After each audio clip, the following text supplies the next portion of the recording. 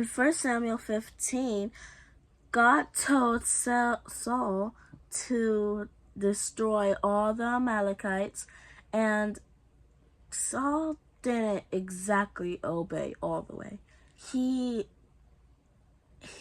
obeyed, he destroyed most of the Amalekites. What he did was saved some, because they were nice, kept all the animals that were valuable, and kept the king and all the other stuff that was valuable. And that's not what God told him to do. God told him to destroy all of the Amalekites and everything. So, did Saul misunderstand God? No, not actually. Was God's instructions confusing in any kind of way? No. He kind of just wanted to be selfish. That's a good point. Did God tell Saul to keep anything?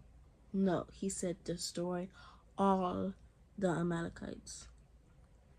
It's important to read this section and kind of pay attention to it, because Saul was not dealing with a confusing instruction. God did not tell Saul to do anything that he didn't think he could do.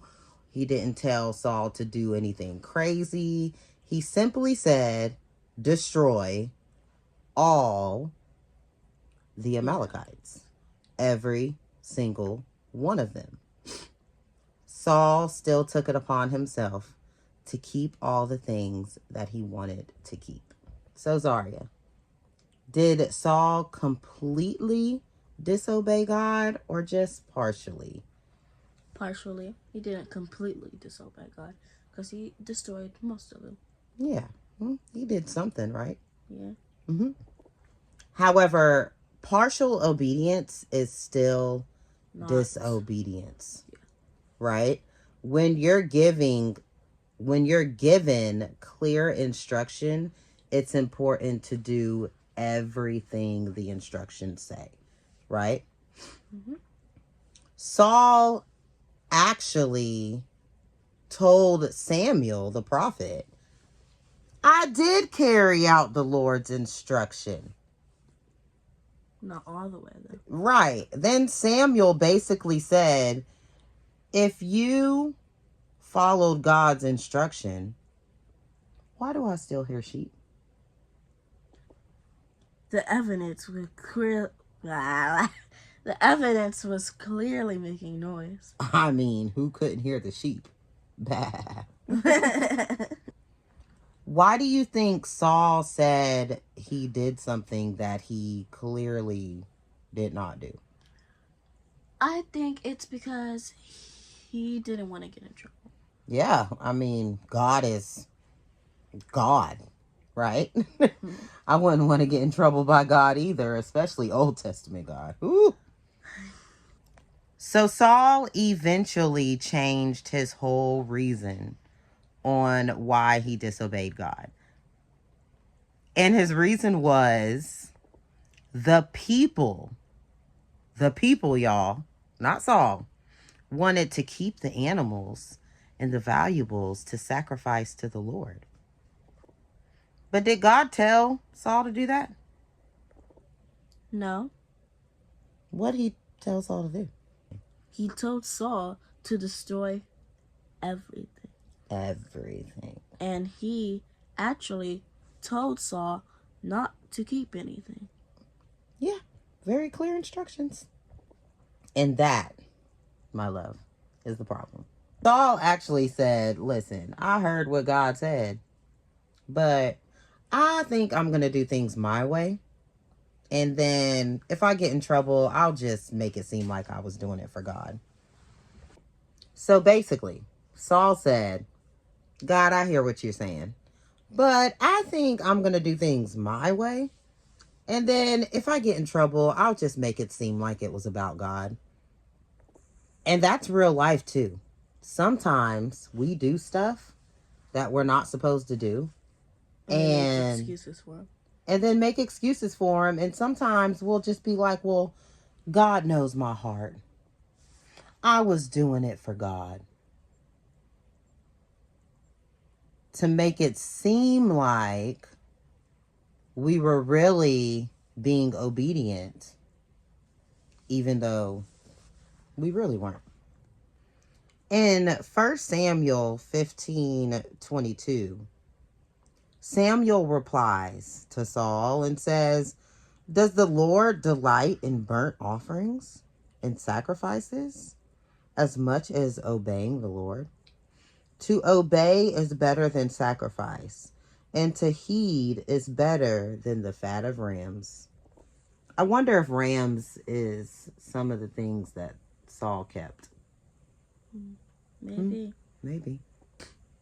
In that passage, Samuel explains to Saul that obedience is better than sacrifice.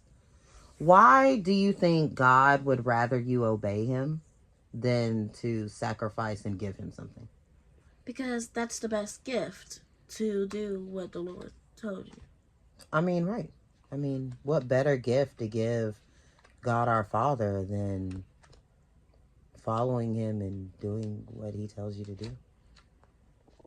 We cannot replace obedience with religious kinds of actions. God would rather us be obedient than to give him tithes or go to church or sing worship songs. He wants you to do what you're told. Because who knows? Maybe that church isn't for you, or maybe, the things that you're doing is not what he wants you to do. Maybe that's not a part of your plan. So, in 1 Samuel 15:24, in 1 Samuel 15:24, Saul finally admits that he did something wrong. But that was only after he knew he was caught. Now, what do you think Saul was more worried about? Pleasing the people or pleasing God? Go. Probably pleasing the people. Yeah, probably.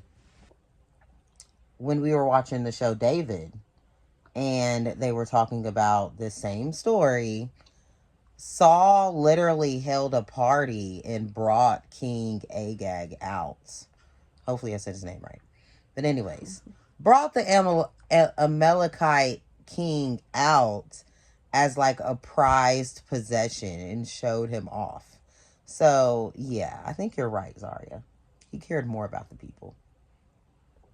Now, Zaria, have you ever done something to please other people or make people like you? This is a very small thing, but yeah.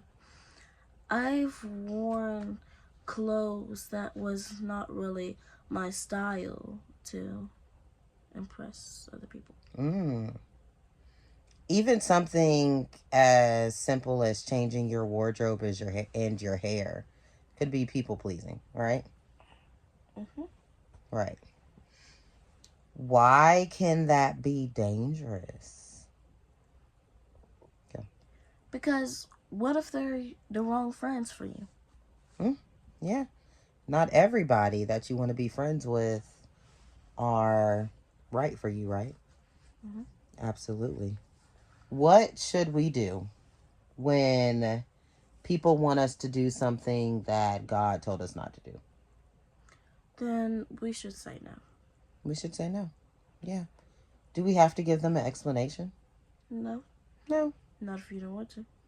Right. You don't have to. Because at the end of the day, you say no. You said no. And no means no. I want you. Sometimes obedience isn't about whether or not you agree or understand the instruction. It's about trusting the one who gave you the instructions. God gives us rules because he knows stuff that we don't. Yeah, we have choices, but we don't get to change the instructions. Leave a comment to let us know what you think, but make sure you like and subscribe.